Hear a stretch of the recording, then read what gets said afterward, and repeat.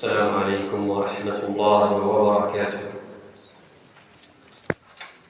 إن الحمد لله نحمده ونستعينه ونستغفره ونعوذ بالله من شرور أنفسنا وسيئات أعمالنا. من يهده الله فلا مضل له ومن يضلل فلا هادي له، وأشهد أن لا إله إلا الله وحده لا شريك له، وأشهد أن محمدًا عبده ورسوله صلى الله عليه وعلى آله وصحبه وسلم تسليمًا كثيرا. يا أيها الذين آمنوا اتقوا الله حق تقاته ولا تموتن إلا وأنتم مسلمون. يا أيها الناس اتقوا ربكم الذي خلقكم من نفس واحدة وخلق منها زوجها وبث منهما رجالا كثيرا ونساء، واتقوا الله الذي تساءلون به والأرحام، إن الله كان عليكم رقيبا. يا أيها الذين آمنوا اتقوا الله وقولوا قولا سديدا يصلح لكم أعمالكم ويغفر لكم ذنوبكم، ومن يطع الله ورسوله فقد فاز فوزا عظيما. أما بعد، فإن أصدق الحديث كتاب الله تعالى، وخير الهدي هدي محمد صلى الله عليه وسلم، وشر الأمور محدثاتها، وكل محدثة بدعة، وكل بدعة ضلالة، وكل ضلالة في النار.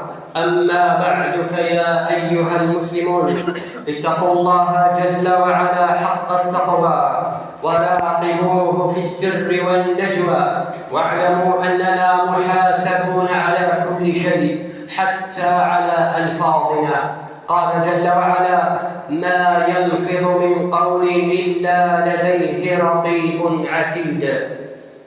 فعلينا أن نصحح ألفاظنا، ومن الألفاظ التي ظلمت كما قال أهل العلم لفظة الأنصار. وما أدراك ما الأنصار؟ ما أجملها من كلمة، إنها تحمل معاني شريفة جليلة سمى بها ربنا جل وعلا قوما ضرب بهم المثل في التوراة والإنجيل، ووصلوا إلى المثل الأعلى في الكمال الإنساني.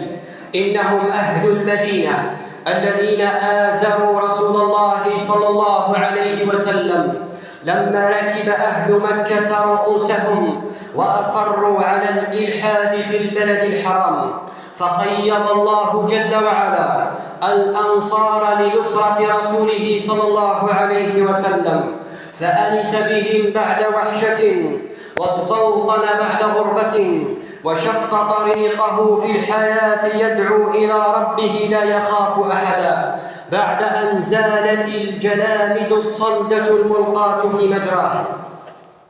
لقد طرده أهل مكة وطرده أهل الطائف، وأدموا قدميه الشريفتين بالحجارة، ورمته العرب عن قوس واحدة. فجاءه الأنصار رضي الله عنهم يشقون الفيافي والقفار، ويقطعون الصحاري والبرار طلبا لمرضاة العزيز الغفار، فبايعوه بيعة العقبة الأولى ثم الثانية، وفتحوا له المدينة، وقالوا له لما استشارهم يوم بدر: لا نقول لك كما قالت بنو إسرائيل. قالوا لموسى عليه السلام كليم الرحمن وهو يستعد للدخول بهم الأرض المقدسة، قالوا له: فاذهب أنت وربك فقاتلا إنا هاهنا قاعدون. أما الأنصار فقالوا: ولكن نقاتل عن يمينك وعن شمالك وبين يديك وخلفك. قال ابن مسعود رضي الله عنه: فرأيت النبي صلى الله عليه وسلم أشرق وجهه وسره. رواه البخاري. وفي رواية أخرى صححها العلامة ابن كثير رحمه الله تعالى في السيرة: والذي بعثك بالحق لو ضربت أكبادها إلى برك الغماد لاتبعناك، أي لو خضت بنا البحر لخضناه معك، وقيل أرض الحبشة. وقال شاعرهم: ثوى من قريش 10 حجة، يذكر لو يلقى حبيبا مواتيا، ويعرض في أهل المواسم نفسه، فلم يرى من يهوي ولم يرى داعيا. فلما أتانا واطمأنت به النوى، وأصبح مسرورا بطيبة راضيا، بذلنا له الأموال من حل مالنا، وأنفسنا عند الوغى والتآسيا، نعادي الذي عادى من الناس كلهم، ولو كان الحبيب المواسيا. لذلك كثر مدحهم في كتاب الله تعالى، فتارة يصفهم الله تعالى بالإيثار وسلامة الصدور. قال تعالى: والذين تبوأوا الدار والإيمان من قبلهم يحبون من هاجر إليهم ولا يجدون في صدورهم حاجة مما أوتوا ويؤثرون على أنفسهم ولو كان بهم خصاصة ومن يوق شح نفسه فأولئك هم المفلحون. وتارة أخرى يصفهم ربنا تبارك وتعالى بالإيمان والنصرة والفلاح. قال تعالى: والذين آووا ونصروا أولئك هم المؤمنون حقا لهم مغفرة ورزق كريم. وكان عليه الصلاة والسلام يحبهم حبا عظيما، ويقول لهم: والذي نفسي بيده إنكم لأحب الناس إلي 3 مرات. رواه مسلم. وكان صلى الله عليه وسلم يعلن للناس: إن الأنصار كرشي وعيبتي، إن الأنصار كرشي وعيبتي، أي هم بطانتي وخاصتي وموضع سري وأمانتي. رواه مسلم. وقبل أن يموت صلى الله عليه وسلم وينتقل إلى ربه جل وعلا تضرع إلى ربه قائلا: اللهم اغفر للأنصار وأبناء الأنصار وأبناء أبناء الأنصار. رواه مسلم. وقال صلى الله عليه وسلم: الأنصار شعار والناس دثار، ولولا الهجرة لكنت امرئا من الأنصار، ولو سلك الناس واديا وشعبا لسلكت وادي الأنصار وشعبهم. رواه البخاري ومسلم. قال النووي: قال أهل اللغة: الشعار هو الثوب الذي يلي الجسد، والدثار الذي يكون فوقه. ومعنى الحديث: الأنصار هم البطانة والخاصة والأصفياء وألصق الناس بي من سائر الناس. وقال صلى الله عليه وسلم: لا يكيد أهل المدينة أحد إلا الماع، أي ذاب، كما ينماع الملح في الماء. الحديث ذكره العلامة ابن كثير رحمه الله تعالى في السيرة وصححه. ولو ذهبنا أيها المسلمون نستعرض فضائل الأنصار أفرادا وجماعات لما وسعتنا هذه الخطبة، فرضي الله عنهم وأرضاهم وجعل جنات الفردوس متقلبهم ومثواهم. هؤلاء هم الأنصار، هؤلاء هم الأنصار. وتمر الأيام والسنون وتظلم هذه الكلمة، فأصبحت تطلق على رواد الملاعب وهم منها براءة الذئب من دم يوسف عليه السلام.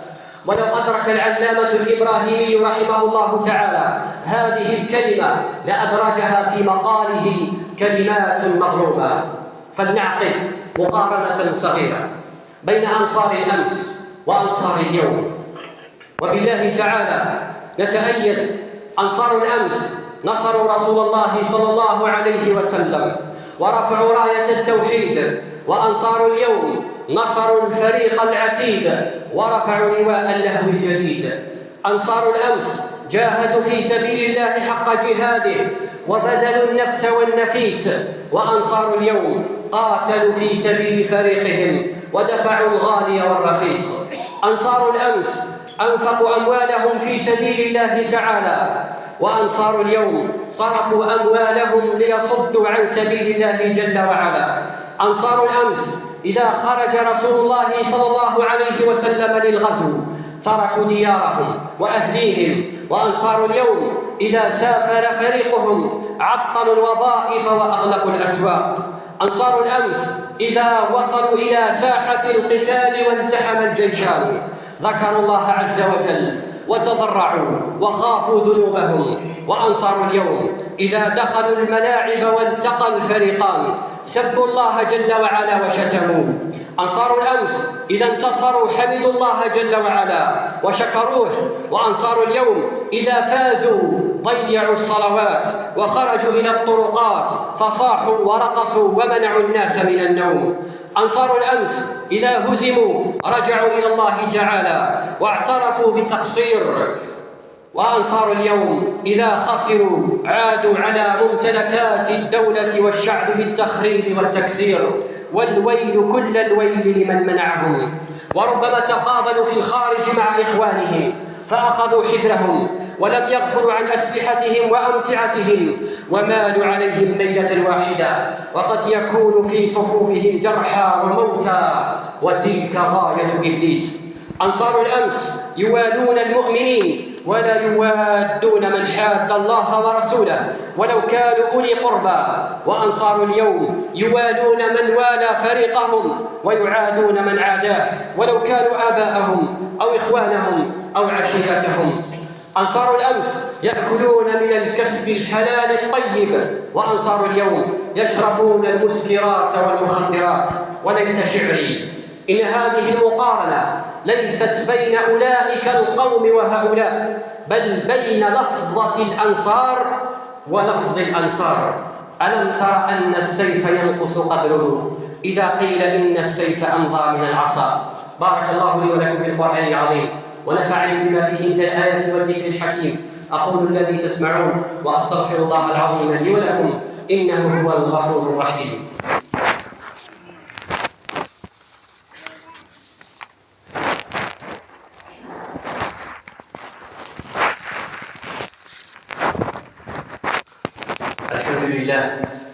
الحمد لله رب العالمين، والصلاة والسلام على أشرف المرسلين وآله وصحبه إلى يوم الدين. أما بعد فيا عباد الله، فأنصار اليوم لا يستحقون أن يكونوا شعارا ولا إثارا، إنما هم متفرجون لاهون في غفلة ساهون.